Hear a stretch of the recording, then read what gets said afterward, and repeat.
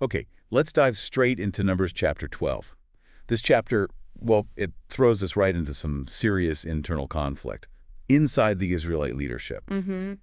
Our mission here is really to unpack what's going on, understand the conflict, the dynamics, and what the text says happened. And what's really striking is where the challenge originates. It's not external. No. It's Moses's own siblings, Miriam and Aaron, Yep. right from his inner circle. Exactly.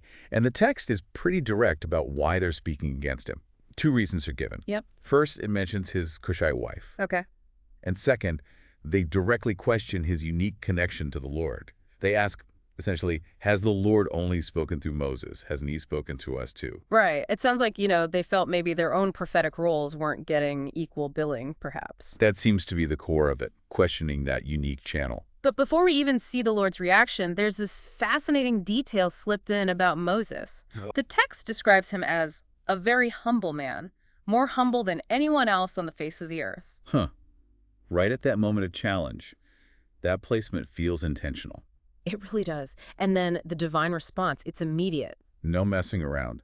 The Lord summons all three, Moses, Aaron, Miriam, straight to the tent of meeting. And appears in a pillar of cloud, calls Aaron and Miriam forward specifically. And this is where the text draws a really sharp distinction. Absolutely. The Lord tells Aaron and Miriam how he usually communicates with prophets. Visions, dreams, kind of indirect, maybe? Exactly. Veiled, perhaps. Yeah. But then he contrasts that sharply with Moses. Right. He calls Moses my servant, faithful in all my house.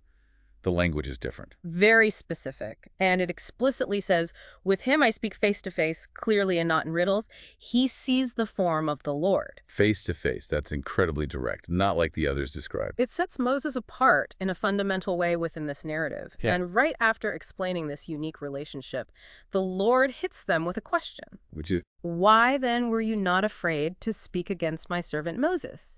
It directly links their challenge to defying this special connection. and the consequence follows instantly. Instantly.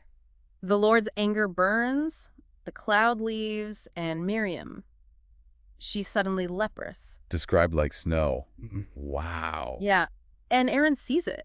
His reaction is immediate. He recognizes their sin. He pleads with Moses. What does he say? He says, "Please, my Lord, do not hold against us the sin we have so foolishly committed." He knows they crossed a line. So Aaron gets the gravity of it, but what about Moses, the one they just challenged? It's telling. He doesn't pile on. He actually cries out to the Lord for her healing. He prays for her. Oh, God, please heal her. That's his immediate response. Interesting. So does the Lord just heal her then? He hears Moses, yes, but Yeah. there's still a consequence. The Lord uses this analogy. If her own father had spit in her face, she'd be disgraced for 7 days. Okay. So she has to be confined outside the camp for 7 days. Then she can return. 7 days outside the camp. And this wasn't just a private matter, right? Not at all. The text makes a point of saying the whole community waited. They didn't travel from Hazeroth until Miriam completed her 7 days and was brought back. The entire journey paused. Because of this? Yeah. It underlines the seriousness of the event for everyone. So if we just look at what this chapter presents, Yeah. what does it seem to be saying?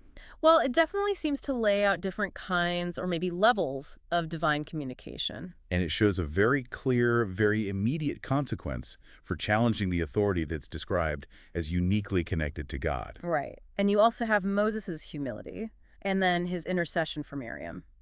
It adds layers to how leadership and consequence are portrayed here. What parts really jump out at you when you read this? For me, it's that contrasting communication and how directly the challenge to Moses is framed as a challenge to God's stated way of working with him. I agree. The text seems to root Moses' authority less in just his role and more in the fundamental nature of that described relationship with the Lord. Which explains the severity of the response, perhaps. It seems linked, definitely. Okay, so based only on Numbers 12, this account shows pretty severe consequences for challenging a very specific kind of divine communication and authority. It leaves us with a question to ponder, drawing just from this text. What does this story suggest about the nature of that kind of authority? And maybe the potential cost, according to this narrative, of misunderstanding or speaking against it, something to think about.